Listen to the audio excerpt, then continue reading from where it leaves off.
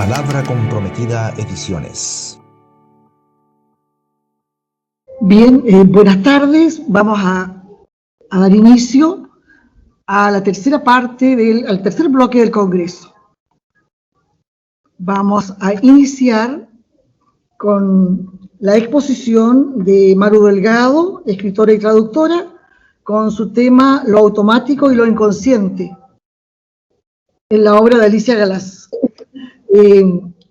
Maru Delgado, de Arequipa, estudió literatura y lingüística en la Universidad Nacional de San Agustín, llevó cursos de literatura, obras maestras del mundo literario 1 y 2 en la Universidad de Harvard, es representante de la editorial Marcapasos Editoras, ha publicado el libro Poemas, El silencio de las grullas y varias plaquetas de poesía. Actualmente desarrolla la poesía, la crítica literaria como también la traducción literaria y trabaja para la MAVE Grupo Editorial como traductora y editora. Reside en Arica, y es un gusto, desde el año 2015. Así que adelante, Maru, con el tema Lo automático, lo inconsciente en la obra de Alicia Galás. Muchas gracias, Paticita. Buenas tardes a todos. Primero quiero agradecer a los organizadores de este congreso por la invitación a esta segunda muestra de crítica literaria. Y a su vez también agradecer de sobremanera que hayan decidido seguir con estas instancias tan necesarias para el trabajo crítico literario serio. En esta sociedad de redes sociales donde los bookgrammers han emergido como un boom de lectores, que si bien es algo positivo porque se está haciendo mucho fomento lector desde estas instancias, se han apropiado del nombre de críticos literarios en el cual trabajan de manera muy ligera y superficial el análisis de libros.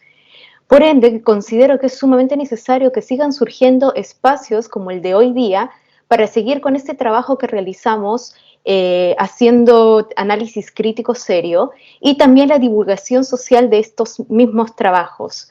Bueno, sin más preámbulos, procederé a empezar mi ponencia. Lo automático y lo inconsciente en jaula gruesa para el animal hembra, de Alicia Galás, una aproximación cognitiva y discursiva. Alicia Galás fue una poeta nacida en Valparaíso, pero que desarrolló la mayor parte de su vida literaria en el norte de Chile. Esto es importante destacar. Espérenme un momento. Ahora sí, voy a poner mi temporizador para saber cuántos minutos voy. Es importante resaltar que ella fue quien conformó el colectivo Tebaida, acá en Arica, junto a Oliver Welden, y como suele suceder en el mundo literario, la figura de escritoras mujeres es muy poco conocida y difundida, y lamentablemente, tristemente, este es el caso de Galás, quien siendo un referente potente, muy potente dentro del mundo literario chileno, aún necesita ser analizada, contemplada y divulgada de manera crítico-formal para poder seguir dando vida a la importante obra que nos ha dejado. La presente ponencia tiene por objetivo el dar una interpretación alternativa a las ya existentes. Se ha tomado como objeto de estudio, el libro Jaula gruesa para el animal hembra, el cual fue publicado en Arica en 1972 en una edición conjunta de Mimbre con Tebaida. Se escogió este libro no solo por el contenido poético, necesario para la época, sino por el lugar de publicación. Arica, ciudad que en pleno siglo XXI aún se encuentra en crecimiento poético-literario. Y también he escogido este libro por ser el primer libro que Galás saca a la luz.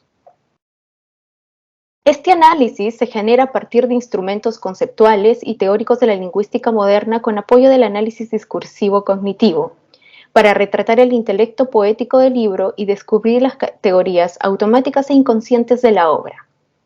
Entendamos lo automático como el conjunto de ideas cargadas colectivamente de un género y una generación determinada que indudablemente se transportan a discursos que buscan contar una verdad, como es el caso del arte en general, y en la instancia del arte literario. En cuanto al inconsciente es descubrir aquellas ideas que el yo poético no quiso transmitir de manera directa, pero que son parte del discurso de este libro y que en instancias sirve para reforzar la idea predominante y en otras instancias para contradecir la idea predominante de lo automático y a veces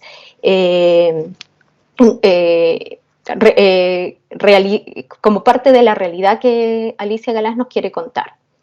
Para una interpretación lingüística, más allá de comprender los elementos poéticos del libro, se necesita determinar el lugar donde se gesta el sistema del habla artística del intelecto poético. Tal enfoque corresponde plenamente con las ideas de la estilística cognitivo-comunicativa. Es de pleno conocimiento que el pensamiento lingüístico está determinado por la predisposición a la representación no lineal del surgimiento y funcionamiento de sistemas holísticos autoorganizados. Sobre esta idea, podemos entonces afirmar que el pensamiento poético-artístico sería parte de este tipo de representaciones.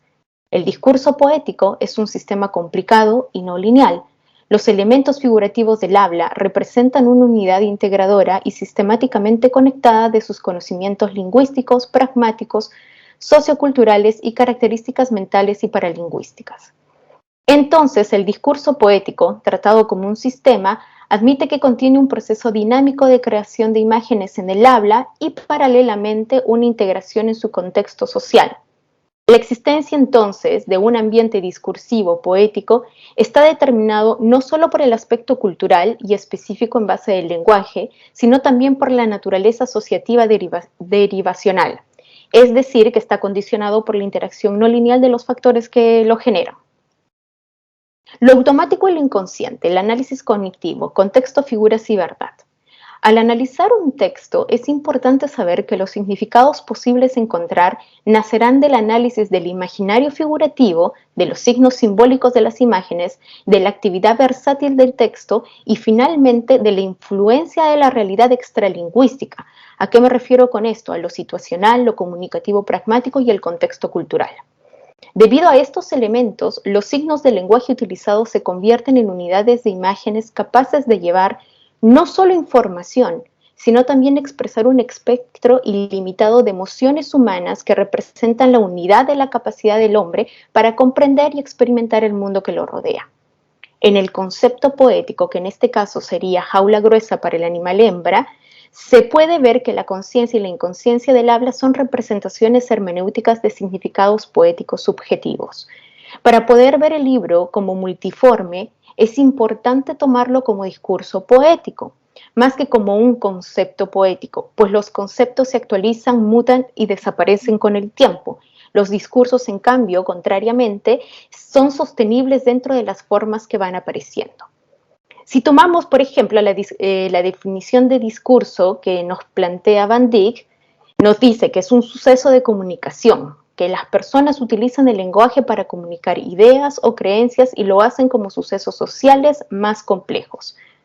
Podríamos entonces afirmar, desde el título de la obra, que Alicia comunica sus ideas sobre una situación de la mujer desde los sucesos sociales desde fines de los 60 hasta fines de los 70 en Chile, donde el país respiraba la crisis política del golpe de Estado y la dictadura, donde hay rezagos de la mujer acontecida por lo político, lo social y lo revolucionario de la época.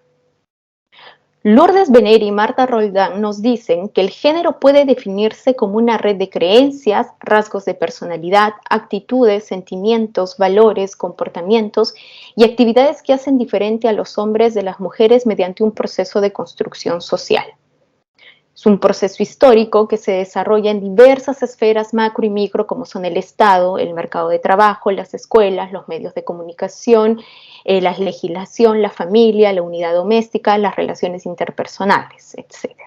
Supone que la jerarquización de los rasgos personales y actividades de tal manera que normalmente se les dé un mayor valor a aquellas acciones y características asociadas a los hombres. Bajo esta idea, empezamos entonces por poner en relieve que la mujer, dentro de la sociedad chilena de los 70, estaba sujeta aún a cierto tipo de encierro social, político, cultural e intelectual. Freeman plantea que el universo de metáforas se basa en una capacidad analógica que incluye 3 habilidades cognitivas: el mapeo de atributos, que es la similitud que hay entre las cosas, el mapeo relacional, que es relacionar objetos, y el mapeo del sistema, que es el reconocimiento de patrones creados por relaciones de los objetos, que permite la generalización a una estructura aún más abstracta. Cabe señalar que la naturaleza del lenguaje, especialmente el poético, es metafórico en términos de estructura. Dado que el poema es una variedad de uso del lenguaje, su estructura obviamente va a ser metafórica. Sin embargo, la diferencia entre un lenguaje y poema se encuentra al analizar las estructuras, que es lo que vamos a hacer con estos textos. Según Rifaterre, la falta de gramaticalidad es lo que rompe la regla y distorsiona la mímesis. En otras palabras, la función del lenguaje. Esto es justamente lo que permite viajar de la mímesis a la semiosis y acceder a significados del texto y darles relevancia dentro de los distintos contextos en los que se va leyendo. De hecho, Rifaterre también indica que desde el punto de vista de la significación, el texto es una unidad semántica. Entremos entonces ahora al libro de Galás. Voy a leer el primer poema que se llama Embrimasoquismo. Y dice, ay, este poema me encanta. Quiero que sepas una cosa. Tú no sabes cómo es esto. Clasificada nazco como mujer, eterna esposa entre ollas, platos y calcetines, escobas, cocinas, papillas y sedazos. Río en mi apostolado de sábanas, aséptica rechazo ambigüedades, defiendo el legado del espíritu, mientras exorcizo el presupuesto. Funcionaria del tiempo, distribuyo los 1001 días en flagrantes compromisos, cumpleaños y bautizos. Toda una red de conductas hidrópicas y purgativas. La soledad me marca en las ferias y en las plazas. En el instinto me refugio, me controlan la matriz, me postergan, me limitan, dosifican la ternura y las palabras. Planeamientos de alto nivel condicionan mis esquemas. Sobre el parir o no parir, hablan. Ponen odio y miedo, me lazan por el rostro las leyes, la religión o las costumbres. Y a ti, que te sonríes, te borraré del paraíso. En este poema nos encontramos frases metafóricas como el apostolado de las sábanas, la exorcización del presupuesto, la funcionaria del tiempo, la dosificación de palabras y ternuras, el instinto como refugio, etc. El poema tiene un patrón conceptual y estructural en términos de razonamiento analógico y 3 habilidades cognitivas nos dan como lector una clave para acceder a las asignaciones mentales automáticas de la autora como parte del multiuniverso en el que ella, como otras mujeres, se desarrolla. Alicia, a través de este texto y desde un punto de vista tradicional, hace una contemplación automática referente a la vida de la mayoría de mujeres de este tiempo. Se consideran los mecanismos automáticos que son parte del ser madre, esposa, amiga, hija, para ver la similitud entre un círculo poético y la vida. Tenemos que hacer una conexión analógica a un nivel superior. En la entrada misma del poema, considerando el título, Embrimasoquismo, y el epígrafe del poema, quiero que sepas una cosa, tú no sabes cómo es esto. El dominio del círculo masculino frente al círculo femenino, la ignorancia de uno frente al dolor del otro es tema clave. En las siguientes líneas se muestra el mapeo relacional de las implicancias que es el nacer mujer, de los roles, obligaciones, sensaciones, sentimientos, soledades, etc., que suponen automáticamente atribuidas por cargar este segundo género. Entonces, en el libro podemos ver que la imagen de mujer se va a paralelar con la idea abstracta de tragedia. Madre como funcionaria del tiempo, esposa de una cocina, casa como una jaula, que te lo dice el nombre del libro en sí, feria como un lugar para la soledad, ¿no? Entonces tenemos este círculo concreto versus este círculo abstracto que Galás genera en la poesía y que a nivel relacional habla de la limitación de ser mujer y cómo se corresponde a sus restricciones de vida. Está implícito en el uso de una metáfora ontológica en la que una cosa o la abstracción se representa como una persona, en este caso como el ser mujer. Pone en relieve la limitación de la visión humana sobre un género humano basada en las relaciones automáticas que se establecen como norma en la sociedad de forma natural y aceptada. Galás pone en relieve, con una dureza de palabra, la soledad y la violencia que siente este grupo femenino y las percepciones de este mismo grupo sobre su condición como una idea colectiva maquinal e indeliberada. Asimismo, podemos identificar en este poema ideas inconscientes filtradas en las líneas del mismo. Entendamos como inconsciente el contenido mental subjetivo y reprimido de la conciencia. En este sentido, Galás filtra el deseo inconsciente de tenerlo del otro y a su estado de lo que ella consideraría feliz libertad. En la frase, a ti que sonríes, te borraré del paraíso, más allá de lo evidente que a quien va dirigido el discurso, es la idea que en los privilegios masculinos radica esa sonrisa que a ella la devora, la enloquece y que en el fondo envidia. Habla del paraíso, pero el paraíso sigue siendo un concepto de constructo masculino y sigue cayendo inconscientemente en el juego de lo establecido por el género a quien denuncia y quiere aplacar. Recordemos que los actores sociales y por tanto también los usuarios del lenguaje se involucran en el texto y en el habla al mismo tiempo como individuos y como miembros de un grupo determinado. Quien escribe entonces esta frase la escribe como mujer, pero inconscientemente desde el escenario de su condición social, cultural predeterminada, sigue siendo una voz que representa lo inconsciente del deseo de tener la posición del privilegio masculino, que no solo lo carga a ella, sino todo un género.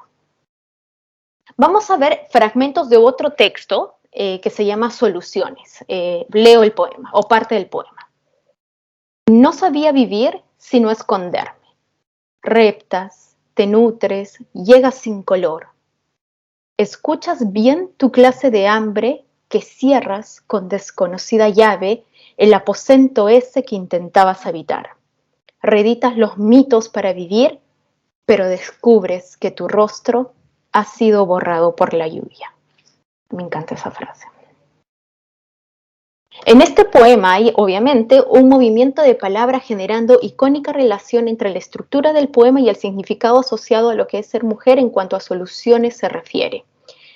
La imagen, el diagrama y la metáfora, por tanto, todos se unen en una iconicidad del poema. Galás crea y conceptualiza su mundo femenino automático a través del proceso del mapeo analógico, el hambre no de comida, sino de libertades, la llave como símbolo de algo que se lleva escondido porque no es apelable, los mitos como los sueños despiertos colectivos de toda una generación femenina, y la falta de identidad borrada de manera natural, ¿no? Por la lluvia, considerando lo natural de ser mujer en esta época. Bajo este simbolismo de la lluvia, es que el final de este poema a mí me causó muchísimo ruido, ¿no?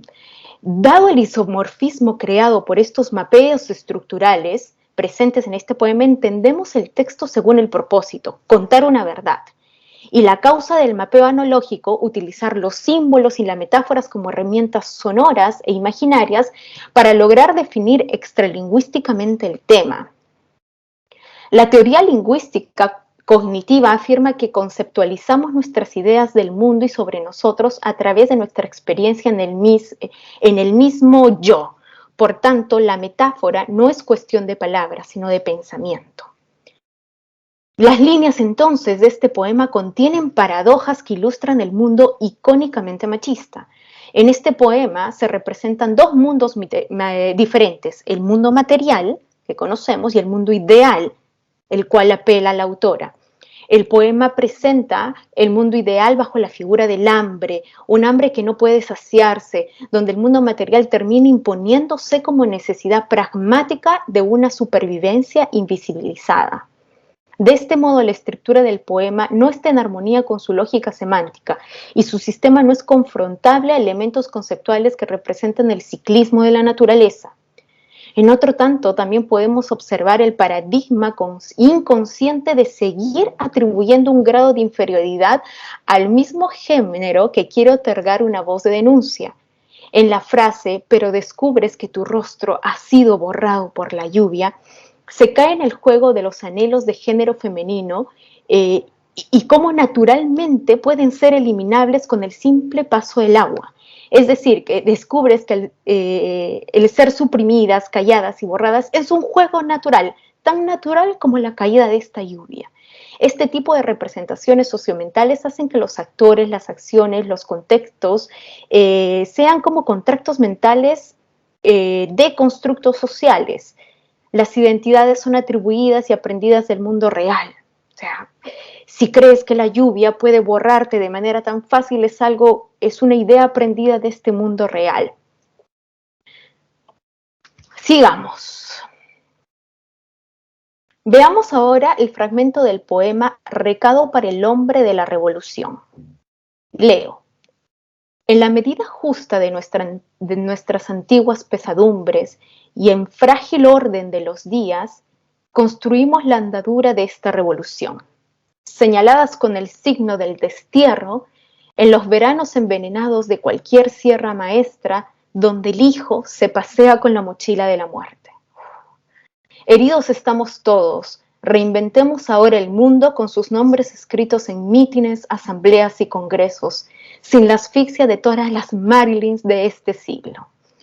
Me quedo con la idea de donde el hijo se pasea con la mochila de la muerte. Es una imagen, por lo menos de manera personal, que soy mamá, muy potente. La imaginería de esta poesía, de este poema, es una palabra o secuencia de palabras que se refiere a cualquier experiencia sensorial. El poema está escrito como respuesta al dolor de las pérdidas que sufren las mujeres por las revoluciones. Este poema es un emparejamiento metafórico de dos imágenes. A través de esta metáfora creativa, la poeta denota su experiencia sensorial sobre el dolor de la pérdida desde el enfoque femenino. Al usar detalles concretos, despierta en el lector una suerte de dolencia. En segundo lugar, la inagotabilidad que se refiere a la comprensión infinita de la metáfora poética que está estrechamente relacionada con su ambigüedad. Esto vemos en las frases como andadura de esta revolución o veranos envenenados y la asfixia de todas las Marilyn, dejando abierta la interpretación de qué puede ser la andadura bajo la experiencia del lector o el veneno de un verano o la imagen de estas Marilyns, ¿no? Que va cambiando a través de las miradas de las mujeres quienes se enfrentan a este poema. Apelamos a la ambigüedad en poesía para darle el paso al lector de entenderse con el texto bajo su propia mirada. La lingüística textual contemporánea sostiene que la cohesión y la coherencia cuidan las dos necesidades básicas para estructurar las conversaciones. El primero se refiere a la consistencia de la forma y el segundo se refiere a la consistencia del contenido. Un poema como este es un sistema integrado, cuyos versos o estrofas interactúan armoniosa y sistemáticamente. En este poema, el tema metafórico es la pérdida y su dolor, y todo el texto se extiende alrededor de este concepto central. Es gracias a las metáforas que emplea Galás lo que hace que el poema sea tan vívido como un reflejo de la vida real y manifiesta la realización común de imágenes, centrándose en la interacción entre la objetividad y la subjetividad, dependiendo de la experiencia física y la cognición en la vida real de tanto la autora como quienes los leemos. Las imágenes de expresión de este poema, en particular, concuerdan con las ideas principales defendidas por Lakoff y Johnson. La metáfora es omnipresente en la vida cotidiana, no solo en el lenguaje, sino también en el pensamiento y la acción. El método conceptual ordinario se basa en lo que pensamos y actuamos, y es de naturaleza fundamentalmente metafórica, y es la metáfora justamente el recurso de la imaginación poética, donde el apogeo retórico en un asunto del lenguaje extraordinario más que ordinario, donde el papel esencial que juega es el pensamiento metafórico o el de evidenciar una verdad oculta en el arte de la creación poética. En otras palabras, la visión cognitiva nos indica que el poema metaforizado es una forma de pensamiento humano. Es omnipresente en el lenguaje y en el pensamiento de la vida cotidiana automática que se refleja en la poiesis de Galás. En esta última parte del análisis tomaremos el poema Hombre dividido, mujer entera. Leo. Rompe el hombre los pactos de luz, el silencio yace en la macera del agua y tiempo que destruyo para no morir de a poco. Esparzo la melancolía señalada por los gestos de tu caída comenzada ayer, cuando dijiste que me aprestara a la violencia y defendiera la paz, la libertad, la igualdad, el Estado, la democracia y otras abstracciones que tú pregonas con ingentes parlantes en rotundas antesalas y congresos. Mi paz está conmigo en el claro habitante de la tierra y en las enormes madres de mi pueblo que parieron tantos hijos. La teoría cognitiva Es muy fácil para comprender la percepción de la concepción artística en este texto de Alicia. El poema es un ejemplo muy típico y representativo, ya que construye una imagen vívida del contexto social, así como pone en evidencia las claras diferencias entre lo que es vivir como mujer y lo que es vivir como hombre.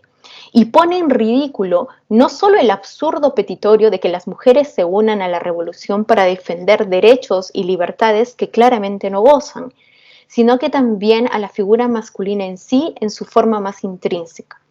El poema entonces representa la vista del mundo chileno de la época, pero también muestra los sentimientos profundos de una autora que es mujer. Comprender el significado de un discurso como este implica más que comprender las palabras.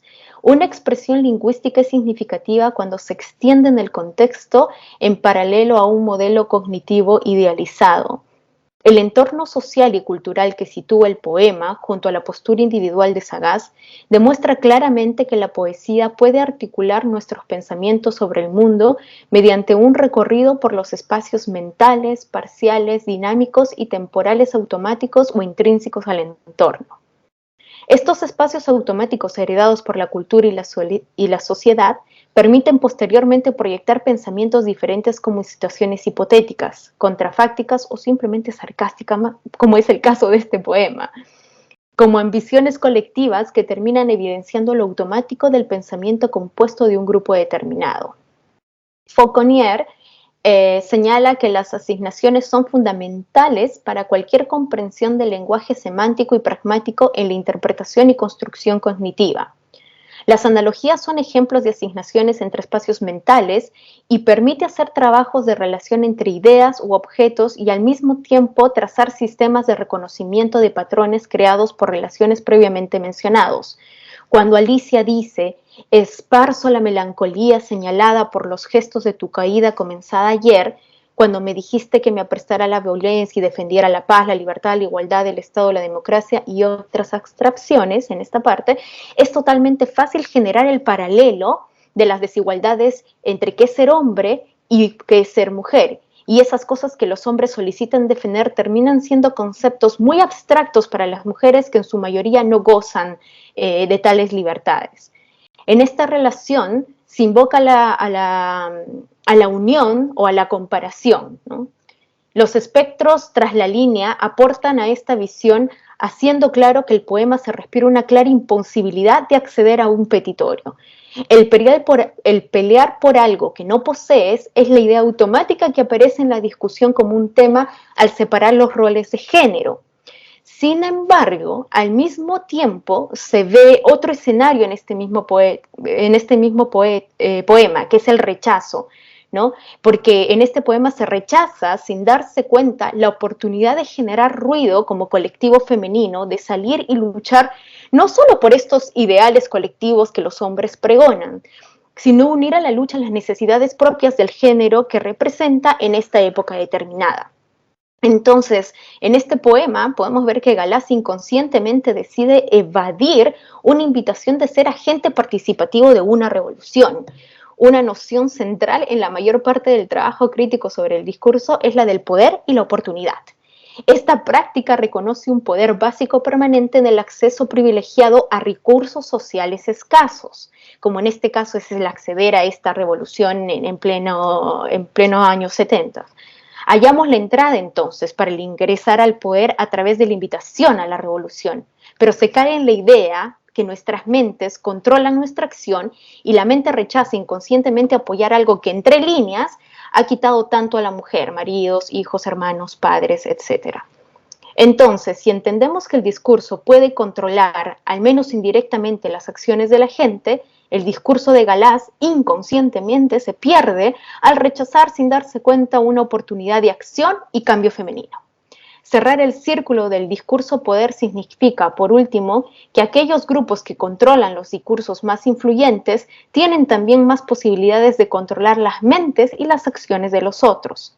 Alicia, sin querer, le sigue dando poder a quien quiere que deje de ejercerlo de manera tan vertical sobre ellas. En conclusión, Alicia presenta un primer poemario rico en imágenes que, al ser vinculado con el análisis literario con un enfoque como este, cognitivo y discursivo, muestra la mezcla del pensamiento metafórico, importante, donde explicamos el conocimiento cultural y automático de un grupo con una visión conceptual del mundo en oposición a la dominación masculina.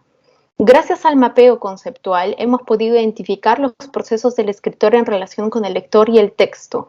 Una de las mayores virtudes de esta obra es su preocupación por manifestar y ofrecer una visión integrada de una sociedad, de un discurso colectivo y un contexto femenino. Adicionalmente, al poner atención sobre aspectos sociocognitivos, se propone que la dominación ideológica no se produce de manera directa entre los entes dominantes, entiéndase hombres, frente a los entes dominantes mujeres, pues estos tienen la capacidad estratégica de modelar las situaciones sobre la base de su experiencia y conocimientos acumulados.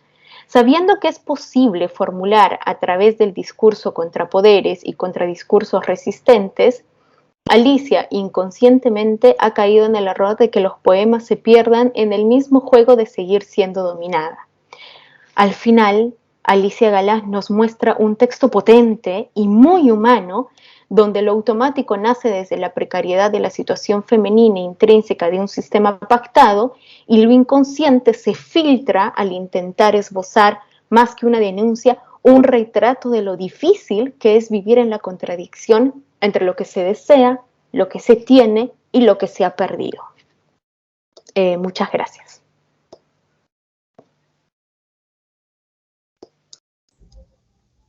Gracias, Maru, por realmente este análisis que tú has hecho de esta mujer potente, académica de la universidad aquí en Arica.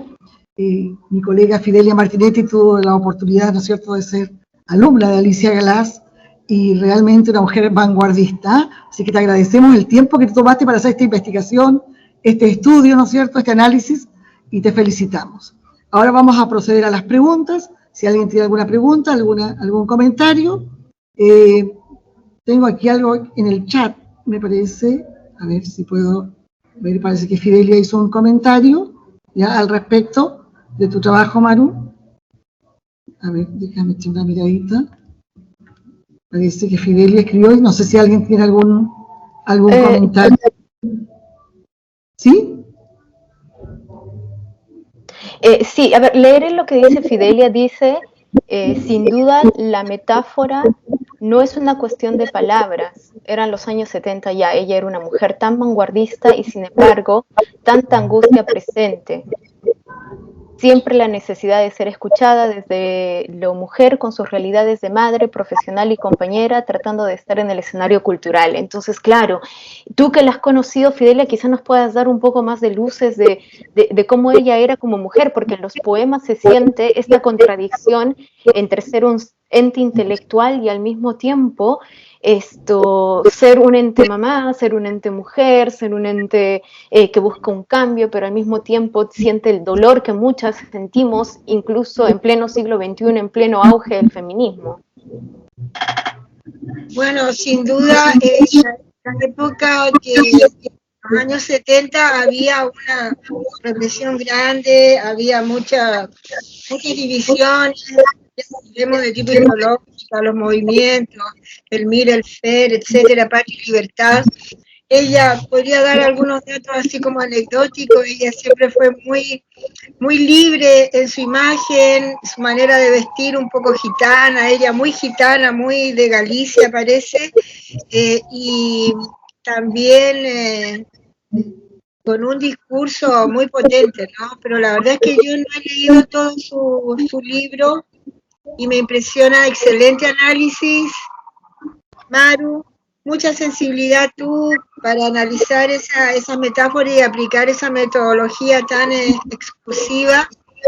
Es muy impresionante Alicia Galás con todas sus formas, ¿no?